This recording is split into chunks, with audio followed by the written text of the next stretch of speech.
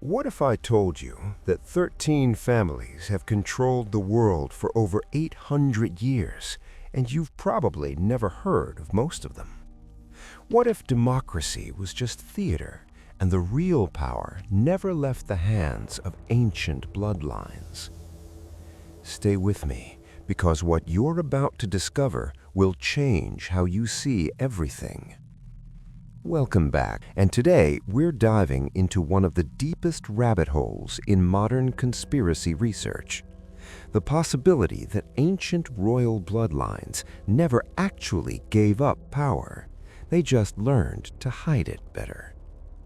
By the end of this video, you'll know the names, the connections, and the symbols that allegedly link medieval monarchs to modern world leaders.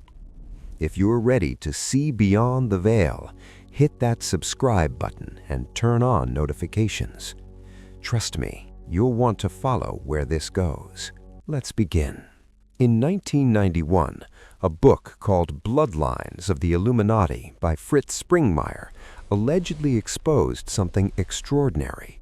13 family bloodlines that have maintained power for centuries through carefully arranged marriages, strategic positioning, and secret society membership. These aren't random families. We're talking about the Rothschilds, the Rockefellers, the Astors, the Bundys, the DuPonts, and several European royal houses. But here's where it gets interesting. These families allegedly trace their lineage back to the Merovingian dynasty, medieval French kings who claimed descent from Jesus Christ himself. Yes, you heard that right.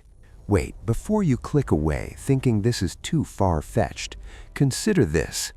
Dan Brown didn't invent this theory for the Da Vinci Code. These claims existed in historical documents for centuries. The question isn't whether people believed it. The question is, what if it's being used as the ultimate claim to power? Here's something they definitely don't teach in American history class. In 2012, a 12-year-old girl named BridgeAnne d'Avignon created a genealogy project that went viral. What did she discover? 42 out of 43 U.S. presidents share a common ancestor, King John of England, who signed the Magna Carta in 1215. The only exception? Martin Van Buren. George Washington, Thomas Jefferson, both Roosevelts, both Bushes, and even, yes, Barack Obama, all share royal European blood. Some researchers claim this extends to European royal houses through multiple connection points. But it gets even stranger. Every single presidential election in American history has allegedly been won by the candidate with the most royal genetic connections. Every single one. Coincidence? Possibly. Or is there something about bloodline that we've been trained to dismiss as medieval superstition while it operates in plain sight? As researcher and author David Icke stated, democracy is a polite fiction. The same bloodlines have always been in power. They just changed the branding from divine right of kings to the people's choice. On May 1, 1776, the same year America declared independence, a professor named Adam Weishaupt founded the Bavarian Illuminati in Germany. The official story says it disbanded in 1785, but did it really? Here's what we know for certain.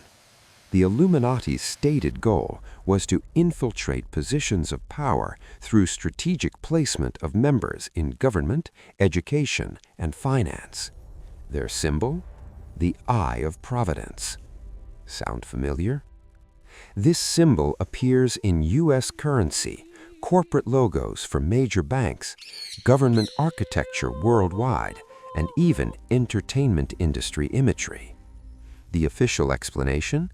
It's a symbol of enlightenment, but researchers have connected this symbol directly to the very bloodlines we've been discussing. the Rothschild family allegedly became the primary financial backers of various secret societies throughout the 1800s. The Rockefellers financed international organizations that shape global policy. The Astors built business empires that transcend national boundaries. And here's where things don't add up. These same family names appear repeatedly in exclusive gatherings like the Bilderberg Group, the Council on Foreign Relations, and the Trilateral Commission. Invitation-only meetings where global policy allegedly gets decided behind closed doors. If you want to maintain power across centuries, you need a strategy. For these alleged ruling bloodlines, that strategy is marriage. Look at European royalty. They didn't just marry for love, they married to consolidate power, merge resources, and keep the bloodline concentrated. This practice, which they called keeping the blood pure, led to some serious genetic problems, but it achieved its goal: consolidated power. Now look at modern power families. Political families intermarrying with banking families, media moguls connected to tech billionaires, corporate dynasties linked to old European nobility, the Vanderbilts connected to European aristocracy, the Kennedys married into establishment families. Even modern tech billionaires often have surprising ancestral connections to old money dynasties. When a celebrity or a politician marries, we see it as romance, but genealogy researchers have documented that an unusual number of these unions connect back to the same concentrated group of families. The probability of this happening randomly? Astronomically small. As genealogist Gary Boyd Roberts from the New England Historic Genealogical Society noted, if you go back far enough, everyone is related to everyone. But the concentration of power in specific lineages, that's not random genealogy, that's deliberate. Power families don't advertise their connections, they communicate through symbols. The double-headed eagle, appearing in both ancient royal heraldry and modern institutional logos. The phoenix rising from the ashes, used by organizations connected to banking families. The checkered floor pattern, appearing in both Masonic lodges and the halls of power worldwide. These aren't accidental design choices. Researchers claim these symbols serve as identifiers, a visual language recognizing shared allegiance to old-world power structures. Look at political inaugurations, international summits, and corporate events. The symbolism is there, hidden in plain sight. Specific handshakes, particular phrases, architectural choices that reference ancient orders. Why would modern leaders use medieval symbolism unless there's continuity we're not being told about? Now, let's pump the brakes for a moment. What's the official explanation for all this? Mainstream historians argue that presidential bloodline connections are simply mathematics. Go back far enough, and most people of European descent share common ancestors. Secret society symbols are historical artifacts, not evidence of ongoing conspiracy. Elite families networking together is just what wealthy people have always done.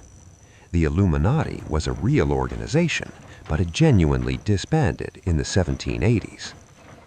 Skeptical researchers point out that correlation doesn't equal causation.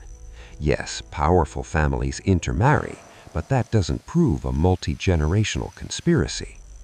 These are fair points. Pattern recognition can lead to seeing connections that aren't there. Human brains are wired to find patterns, even in randomness. But here's my question for you. If there's nothing to hide, why the secrecy? Why do Bilderberg meetings happen with zero transparency?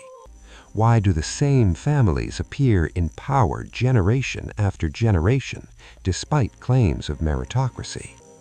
Why do symbols from defunct secret societies appear in modern institutions? Maybe it's all coincidence, but is that the whole truth? So, what have we uncovered today? We've seen that 13 families allegedly maintain interconnected power through centuries. American presidents share royal bloodlines at statistically impossible rates. Secret society symbols appear throughout modern power structures. Strategic marriages concentrate power in specific lineages. Elite gatherings happen in complete secrecy. The evidence suggests that while the branding